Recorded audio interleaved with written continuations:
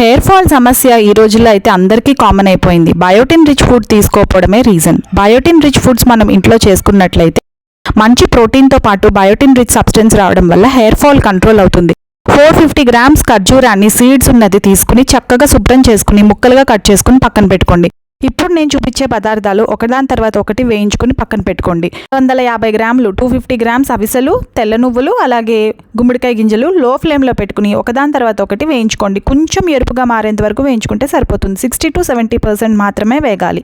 Cup కొబ్బరి కూడా వేయించుకుని పక్కన పెట్టుకోండి. ఇప్పుడు మిక్సర్ జార్లో ఈ పప్పులన్నీ ముందుగా వేయించుకుని ఇది పౌడర్ అయ్యాక కొబ్బరి కూడా వేయించుకుని మిగతా పప్పులు కూడా వేసుకుని వేయించేసుకుని మెత్తగా పౌడర్ చేసుకోండి. వేరొక ప్యాన్లో 2 స్పూన్లు నెయ్యి వేసుకుని ఖర్జూరాన్ని ఇందులో వేసుకోవాలి. ఖర్జూరం వేసిన వెంటనే మెత్తబడిపోతుంది. ఈ పౌడర్ కూడా ఇందులో వేసుకుని 1 చెంచా యాలకల పొడి వేసుకుని 2 చెంచాలు నెయ్యి వేసుకుని ఉండలు చుట్టుకోవడమే. రోజుకొక లడ్డూ తినండి. 30 రోజుల్లో మంచి రిజల్ట్స్ అయితే ఖచ్చితంగా వస్తాయి. హెయిర్ ఫాల్ అనేది కంట్రోల్ అవుతుంది.